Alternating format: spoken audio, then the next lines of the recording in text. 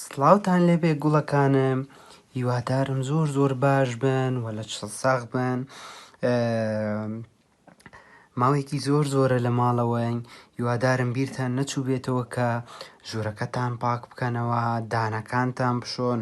بیرتانە لە قوتابخانە وتمان ئەگەر ئەو میکرۆبانی ناو دانتان یان ئەوانی کە لەگەڵ خواردنەکانیانە دەمتانەوە ئەگەر بزانن ئێوە نایشۆن ئەوانی شاوان کە خەوتنیان داهنەکانتان کلۆرەکان نابێ ئەوانەتان بیر بچێتەوە. و هیوادارم یارمەتی دایک و باوکتان بن، یارمەتی خوشک و براکانتان بن، کاتەکانتان زۆرە بەشی هەموو شتێکەکە. باشە گوڵەکانم کە هاتیشنەوە بۆ قوتابخانە ئیتر پێم بڵێن چیتان کردووە چیتان نەکردووە، کە هاتنەوە نابێت کەس هات بێتەوە بڵێ من دانم نەشتووە یان ژوورەکەم پاکوت بخاوێن ڕانەگرتووە یان کتێبم نەخوێنەوەتەوە، ئەوانە هیچی نابێ عیبە، چونکە ئێمە دەمێکە لە ماڵەوەین. باشە بابەتی ئەمڕۆمان زۆر خۆش و ئاسانە، تەنها ئەوەنەیە ڕاهێنانیشی لەگەڵانیە. هەر ئەم شعرەیە هیوادارم بەباشی گوێم لێ بگرن بۆ ئەوی دواتریش من شەرحی بکەم و بتوان تێبگەن. باشە بابەتەکەمان بەناوی کوردستانمان شیرینە کە شعرێکە. ئەمە کوردستانمان شیرینە، خاک و ئاوی زێڕینە، شاخ و دۆڵی بەفرینە، لەسەر ڕووی ئەم زەمینە، ئاوی گەلێ سازگارە، هەوای خۆش و لەبارە، خاوەنگەلێ ناودارە، لە ناو جیهاندا دیارە، خوایە هەر ئاوەدان بێ، جێگەی خۆشی و سەیران بێ. ئەم شعرە هی کێیە؟ ئیدریس عەبدوڵڵا مستەفا هی ئەم شاعیرەیە. باشە باسی چیەکە شعرەکەمان؟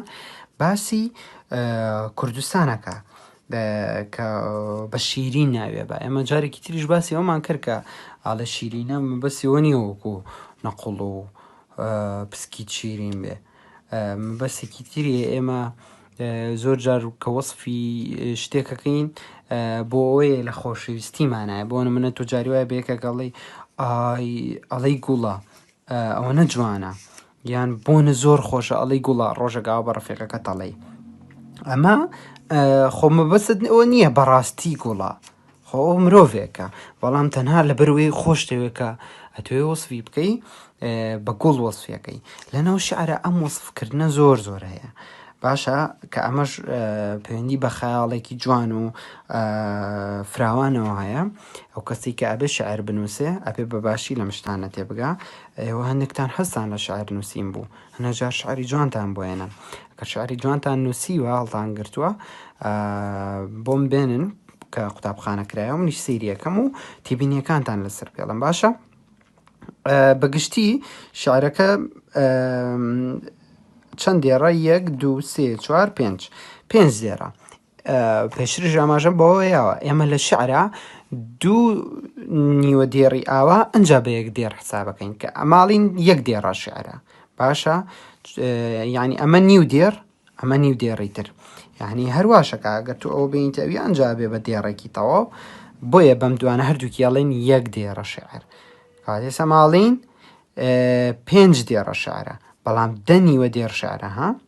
1 2 3 4 5 6 7 8 9 10. باشە و پێشتریش هەر ئاماژەمان بەوەیە بوو کە شعر لەگەڵ پەخشان جیاوازی هەیە. ئەمەی ئێستا لە بەردەستانایە شعرە، ئەمەشیان ئەم شێوازە نووسینە ئەمە بەمانەوترێ پەخشان نووسیندا بەشە بێ بەسەر ئەمە. شعر مۆسیقایەکی خۆشی تێ توانین بیکەین بە گۆرانی، بەڵام ئێمە پەخشان ناتوانین بکەین بە گۆرانیەوەی کە لەو دیوە هەبوو. ئەیش بۆی چەوە بۆی ئەم کۆتاییەوە هەمووی لێکە و نزیکە. شیرینە زێڕینە، بەفرینە زەمینە، سازگارە لەبارە، ناودارە دیارە، بێ هەردووکیان ئاوادانە، هەردووکیان وەکو یەکە بێ و بێکە، بەڵام ئەم دوو وشەیان لێکە چی ئاوەدان بێ سەیران بێ.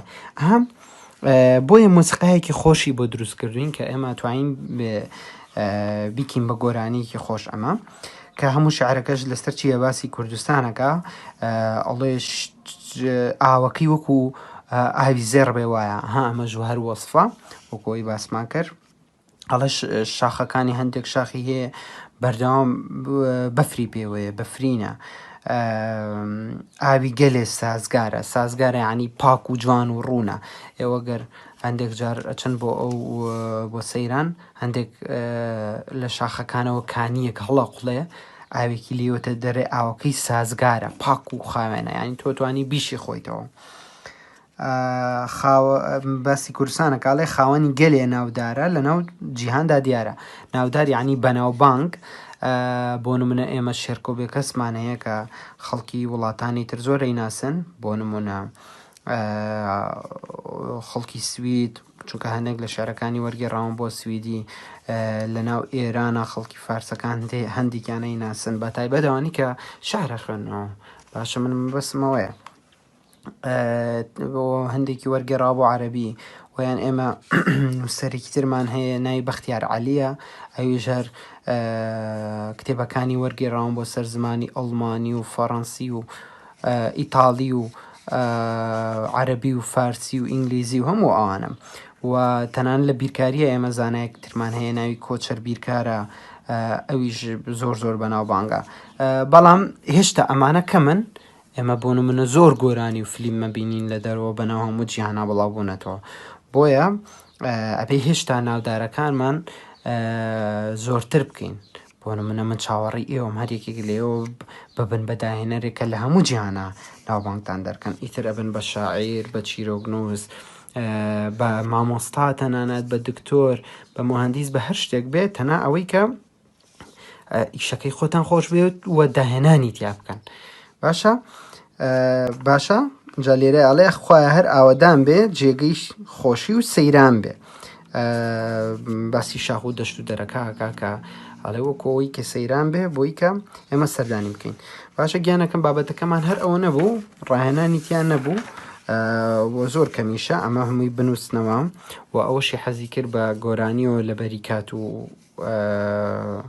بە بێڵێ دەتوانین بینێرێتەوە بۆ پەیجەکە ئەگەر ناکاتی قوتابخانەش دەتوانین ئەوەی کە بە گۆرانی ئامادەی کردو بۆ هەمومان بڵێ